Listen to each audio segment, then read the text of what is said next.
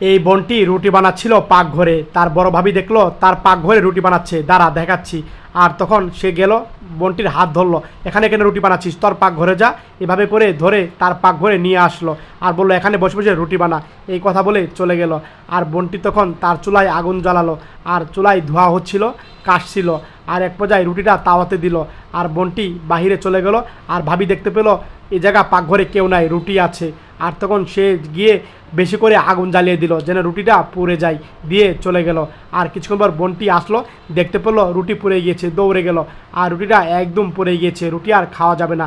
তার স্বামী এসে দেখতে পেলো রুটি পুড়ে গিয়েছে, বউ এখন কি খাবে। আর তখন স্বামী হেলমেটটা রাখলো, আর রেখে পকেটে হাত দিল, দেখে এই কটা টাকাই আছে, চলে গেল। আর বউ না খেয়ে তখন শুয়ে পড়লো, স্বামী আসলো, দেখতে পেলো বউ না খেয়ে শুয়ে আছে। আর তখন রুমে গেল, আর রুমে গিয়ে তখন খাবার রেডি করে বউকে ডাকলো, এই উঠো। আর বউ তখন উঠলো, দেখে খুশি হলো, খাবার নিয়ে আসছে রুটি। আর তখন স্বামী নিজ হাতে খাইয়ে দিচ্ছে, সত্যি ভালো লাগলো দেখে।